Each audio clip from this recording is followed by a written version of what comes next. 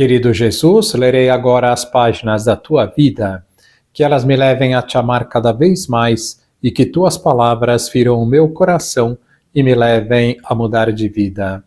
O evangelho de hoje é o evangelho de São João, capítulo 6, versículos 44 a 51. Naquele tempo disse Jesus à multidão: Ninguém pode vir a mim se o Pai que me enviou não o atrai. E eu ressuscitarei no último dia. Está escrito nos profetas: todos serão discípulos de Deus. Ora, todo aquele que escutou o Pai e por ele foi instruído, vem a mim. Não que alguém já tenha visto o Pai, só aquele que vem de junto de Deus viu o Pai. Em verdade vos digo, quem crê possui a vida eterna. Eu sou o pão da vida. Os vossos pais comeram o maná no deserto e, no entanto, morreram. Eis aqui o pão que desce do céu. Quem dele comer, nunca morrerá. Eu sou o pão vivo descido do céu. Quem comer deste pão, viverá eternamente. E o pão que eu darei é a minha carne dada para a vida do mundo. Palavra da salvação. Glória a vós, Senhor. Vamos olhar para Jesus. Jesus, no evangelho de hoje, reafirma o que está dizendo, que será o nosso alimento espiritual por excelência aqui na terra. O alimento que nos levará para a vida eterna, para o céu. Eu sou o pão da vida. Os vossos pais comeram maná no deserto e, no entanto, morreram. Eis aqui o pão que desce do céu. Quem dele comer, nunca morrerá. Eu sou o pão vivo descido do céu.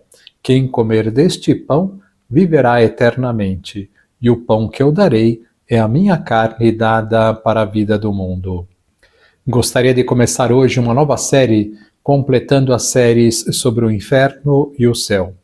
Esta série será sobre o purgatório, falando depois da morte, do juízo particular e do juízo universal. Fecharemos o que a Igreja dá o nome de novíssimos, isto é, as últimas coisas que nos irão acontecer ao passar desta vida para outra. Apesar de que a palavra purgatório não exista na Bíblia, a Igreja nos ensina que os que morrem merecendo o céu, mas ainda não se purificaram totalmente dos seus pecados, devem passar por um processo de purificação. O próprio nome purgatório vem daí, lugar de purgar, de purificar. Diz o Catecismo da Igreja Católica, onde estão todas as principais verdades da nossa fé. Ponto 1030. Os que morrem na graça e na amizade de Deus, mas não de todo purificados, embora seguros da sua salvação eterna, sofrem, depois da morte, uma purificação, a fim de obterem a santidade necessária para entrar na alegria do céu. Ponto 1031. A Igreja chama purgatório a esta purificação final dos eleitos, que é absolutamente distinta do castigo dos condenados.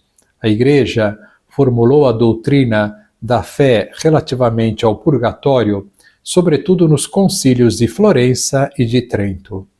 A tradição da Igreja, referindo-se a certos textos da Escritura, fala de um fogo purificador.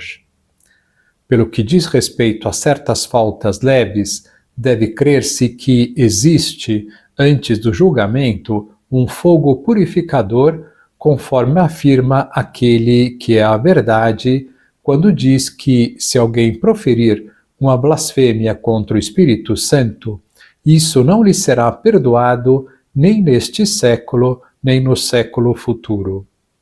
Desta afirmação podemos deduzir que certas faltas podem ser perdoadas neste mundo e outras no mundo que há de vir. A existência do purgatório é uma verdade de fé, isto é um dogma da Igreja. Outros apoios da Igreja para afirmar esta verdade. No segundo livro dos Macabeus, capítulo 12. Este texto relata Judas Macabeu organizando um sacrifício pelos soldados mortos em combate que carregavam amuletos idolátricos. O autor sagrado afirma que isso foi feito para que, após a morte, fossem absolvidos do pecado. Ou seja, eles rezaram para que aqueles soldados já mortos fossem purificados dos seus pecados. Rezar por um falecido pressupõe que ele merece o céu, mas ainda não o alcançou por ter que purificar-se dos seus pecados. É por isso que existe hoje esta prática de rezar pela alma dos falecidos. Se eles já estivessem no céu ou no inferno, não teria sentido rezar por eles, pois estes lugares são definitivos. Qual é o testemunho dos santos padres, isto é, da tradição, a respeito do purgatório? Vamos citar apenas um santo, São Gregório Magno, do século VI. No livro Diálogos, São Gregório relata visões de almas em purificação e afirma: as almas que partiram com pecados leves são purificados após a morte pelo fogo do purgatório, e as orações dos vivos, as missas e esmolas ajudam a abreviar seu sofrimento. Que lição nós podemos tirar de hoje estudando o purgatório? Fica claro que só entraremos no céu quando formos santos, com amor puro, sem nenhuma má inclinação no coração. Deus é santíssimo e quer que todos nós estejamos junto dele na pureza completa da nossa alma. De uma maneira simpática, costumo dizer que, de fato, nenhuma pessoa com uma má inclinação no coração pode entrar no céu. Imaginem, por exemplo, uma pessoa chata entrando no céu. Acabou o céu.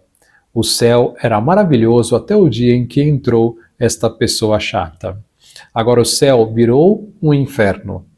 Assim, a busca pela santidade é necessária, não é apenas uma opção. Agora vos dou a bênção para este dia, a bênção de Deus Todo-Poderoso, Pai, Filho e Espírito Santo, esteja sempre convosco e permaneça para sempre. Amém.